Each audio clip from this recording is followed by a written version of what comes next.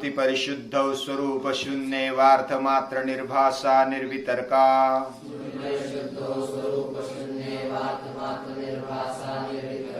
स्मृति परिशुद्धौ स्वरूप शून्येवार्थ मात्र निर्भासा निर्वितर्का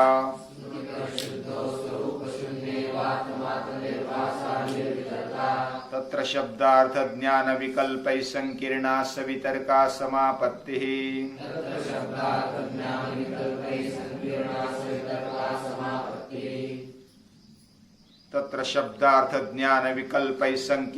सवितर्का समापत्तिः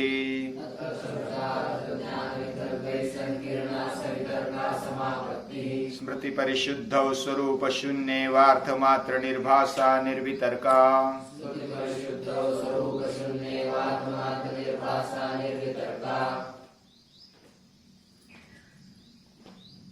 महर्षि Patanjali step by step एक एक बताते हैं और सर्वसामान्यों के लिए यानी हमारे जैसे साधक के लिए साधकों के लिए कैसे कैसे चलना है, क्या क्या स्थिति आएगी, योग करते करते हमें कहाँ तक जाना है, क्या लक्ष्य रखना है और किस प्रकार हम उधर तक जा सकते हैं, ये सब सभी ओर से बताने का प्रयास वो करते हैं और वो अनुभूत है, यानी उन्होंने अनुभव कर लिया है और स्टेप बाय स्टेप वो आगे बताते हैं। कल हमने देखा कि हम शब्द कान से सुनते हैं, शब्द एक संकेत होता है अर्थ ध्वनित करने का, और शब्द सुना और शब्द के संलग्न जो अर्थ हमें समझना चाहिए वो समझने की हम कोशिश करते हैं शुरुआत, और फिर अर्थ से हमें ज्ञान होता है। प्रत्यक्ष जब हम अनुभव लेते हैं तब ज्ञान होता है, और अर्थ से भी अनुमान से हम ज्ञान प्राप्त कर सकते हैं। तो ये एक दूसरे से संलग्न हम उसको कर देते हैं। वास्तविकता में शब्द शब्द की जगह पर होता है, वो संकेत मात्र होता है। अर्थ अर्थ की जगह पर होता है, वो भी एक हमारी भावना तैयार होने का एक मार्ग है। अर्थ समझने की कोशिश जब हम करते हैं तब अलग अलग तरीके से पर्यायवाची शब्द देते हुए हम सामने कुछ ना कुछ चित्र लाते हैं, और वो चित्र यानी कि हमें स्पष्टता के लिए वो भी बहुत ही जरूरी होता है। और जब प्रत्यक्ष देख लेते हैं तो हम ज्ञान प्राप्त कर लेते हैं। अभी एक बार ज्ञान प्राप्त कर लिया, शब्द भी सुना, बार बार वो शब्द सुनने के साथ ही वो अर्थ प्राप्त होता है, हमारे मन में बुद्धि में वो आता है और उसका ज्ञान भी होता है।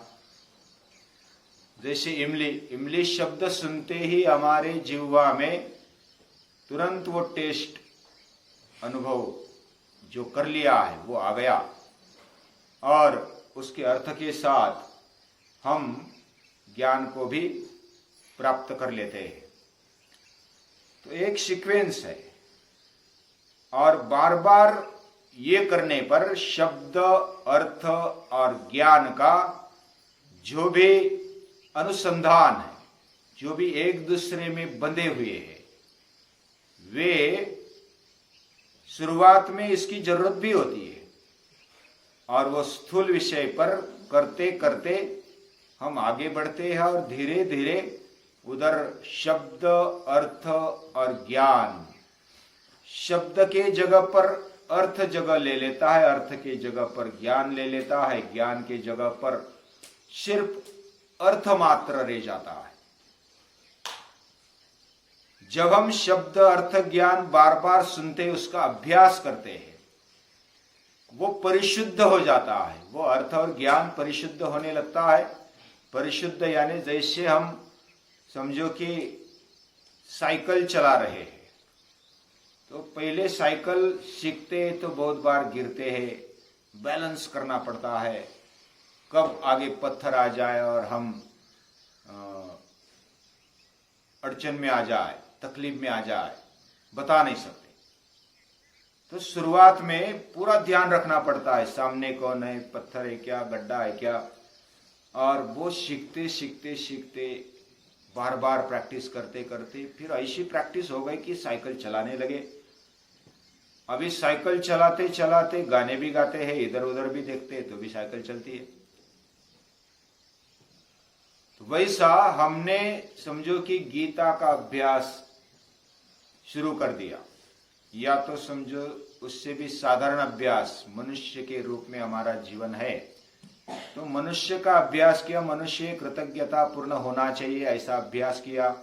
अभ्यास करते करते करते जो कृतज्ञता युक्त है वही आदमी है, दूसरा आदमी हो ही नहीं सकता है, ये ज्ञान हमारे दिमाग में फिट हो जाता है। यानी पहले शब्द सुना, कृतज्ञता का भी अर्थ मालूम नहीं था, फिर अर्थ पता चला, फिर ज्ञान हो गया, फिर इतना फिट हो गया कि कृतज्ञता जिसके पास है वही आदमी है, बाकी दूसरा आदमी हो ही नहीं सकता। इतना आदमी यानी कृतज्ञता, ये परिभाषा हमारे दिमाग में इतनी फिट होती है, रात में भी उठेंगे तो भी आदमी यानी कृतज्ञता, वो कृतज्ञता ही ध्यान में आती है। तो इतना वो परिशुद्ध होते होते वो अर्थ मात्र रह जाता है। जैसा हम सुवर्ण या तो सोना शब्द सुना, फिर सोना अलंकार के रूप में देखा, फिर टकले बंधु के पास गए और उधर हमने पूरा दुकान की दुकान देखा, सोना देखा, अलंकार देखे, तो सोना शब्द सुना, उसका अर्थ पता चला, अनुभव कर लिया, और वो अभी सोना मतलब हमें शब्द ध्यान में नहीं आता, हमें अर्थ भी ध्यान में नहीं, डायरेक्ट सोना ध्यान में आता है। यानी वह डायरेक्ट अर्थ ध्यान में आता है, अर्थ का ज्ञान भी ध्यान में आता है। अभी इतना परिशुद्ध होते होते वो स्मृति रूप में इतना बैठ गया कि वो तुरंत ध्यान में आता है। यानी बाकी फिर इधर उधर शब्द का जंजाल पकड़ने की आवश्यकता नहीं होती, शब्द जाल में घुसने की आवश्यकता नहीं होती, अर्थ को ढूंढने की आवश्यकता नहीं होती। ज्ञान बाद में करा लिया, कर लिया, या तो करना बाकी है, ऐसे भी नहीं। एक बार शब्द सुनने की भी आवश्यकता नहीं, इतना वो तद्रूप बन जाता है, स्वरूप शून्य, यानी कि खुद वो ध्येयाकार बन गया। यानी पहले हम शब्द सुनते हैं, अर्थ लेते हैं और ज्ञान कराते हैं।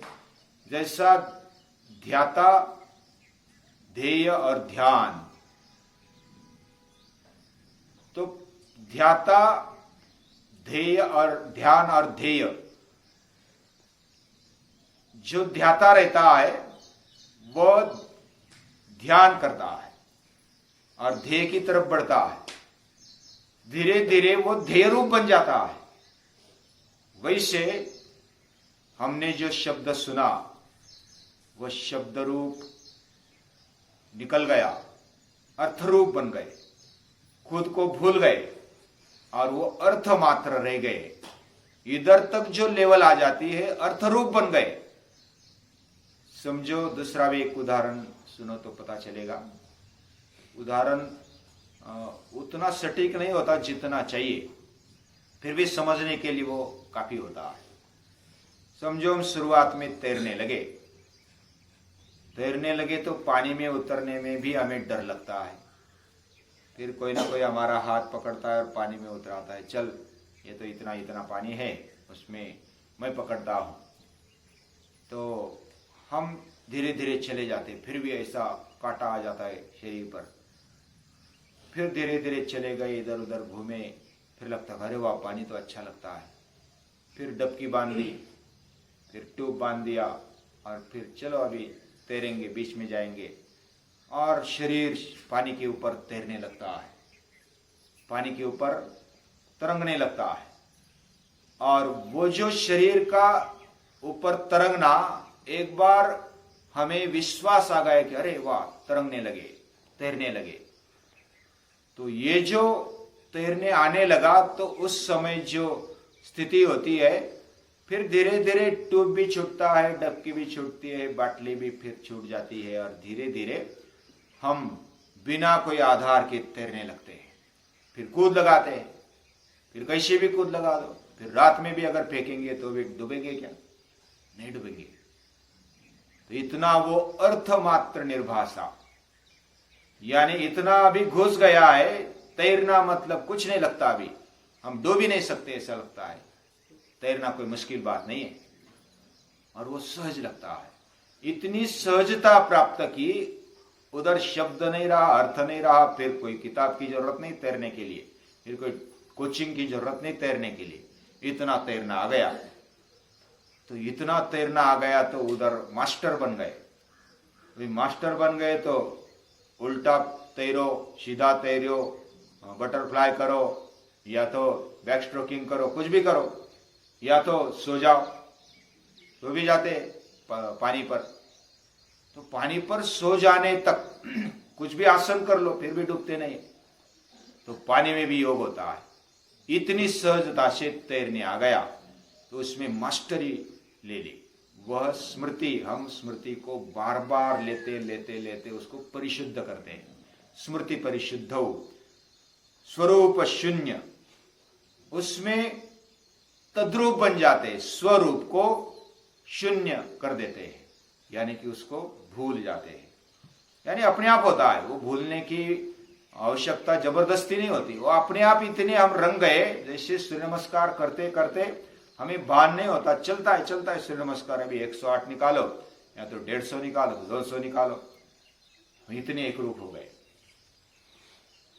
और स्वरूप को भूल गए, शून्य हो गए, और अर्थ मात्र निर्भाषा, अर्थ मात्र रह गए।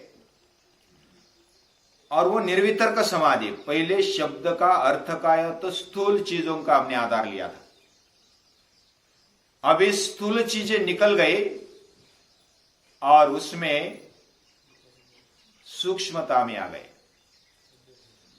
यानी स्थूल चीज निकल गई और उसी रूप बन गए, वो निर्वितर्क समाधि, तर्क निकल गया। अभी तर्क कुतर्क करने की, तर्क वितर्क करने की आवश्यकता नहीं रही, समझने की कोशिश करने की भी आवश्यकता नहीं रही। वो समझ इतनी स्थिर हो गई कि अभी समझने की आवश्यकता नहीं है।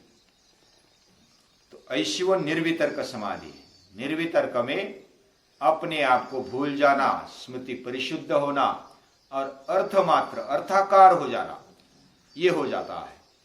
तो सवितर्क में स्थूलता, स्थूल वस्तु के ऊपर एकाग्र हुआ करते हैं। स्थूल वस्तु निकल गई, जैसे मूर्ति आ गई, मूर्ति में एक रूप हो गए, धीरे धीरे उसके साथ बन गए और वो मूर्ति रूप बन गए, खुद को भूल गए। तो इतना जब होता है, मन या तो बुद्धि, पूरा अंतःकरण मूर्ति रूप बन जाता है। जैसे पिक्चर देखते देखते हम खुद को भूल जाते हैं और खुद ही नट बन जाते हैं, खुद ही वो पात्र बन जाते हैं। और वो हीरो बनने के बाद वह डरता है तो हम भी डरते, वह मारता है तो हम भी मारने लगते। तो ऐसा उसके जैसे एक्शन हमारे शरीर में होती है और हम खुद कौन है, क्या है, वो सब भूल गए। कहानी सुनते सुनते भी नचिकेता की कहानी सुनते सुनते नचिकेता बन जाते हैं, प्रहलाद की कहानी सुनते सुनते प्रहलाद बन जाते हैं, ध्रुव की कहानी सुनते सुनते ध्रुव बन जाते हैं। वैसा ये निर्वितर्क है। उधर तर्क और कुतर्क वितर्क सब निकल जाता है और सिर्फ अर्थमात्र निर्भाषा, अर्थमात्र भास होने वाली, स्वरूप शून्य और स्मृति को परिशुद्ध करने वाली ये समाधि है। और ये जो निर्वितर्क है, वह निर्वितर्क जब हमारा ध्यान पूरा लग जाता है, हम तद्रूप बन जाते हैं, तब ये निर्वितर्क समाधि आती है। ऐसे निर्वितर्क में पहले तो हमने सवितर्क देखा, वो संप्रज्ञात है, और दूसरा इधर निर्वितर्क जो हम शब्द सुने वो असंप्रज्ञात है। यानी जिधर हम अपने आप को भूलकर वही वस्तु बन गए, वही तद्रूप बन गए, वही पदार्थ बन गए, पदार्थ रूप बन गए, वह अर्थ रूप बन गए, ये उधर आ जाता है। ऐसी ये समाधि है। पहले सवितर्क समझे, अभी निर्वितर्क समझे। कुछ प्रश्न है तो पूछ लेना, लेकिन एक स्टेप बाय स्टेप है। पहले स्थूल विषय पर एकाग्र होते हैं, उसमें तद्रूप हो जाते हैं, फिर आगे आगे सूक्ष्म विषय पर आ जाते हैं। वो कल से देखेंगे कि सूक्ष्म विषय क्या है।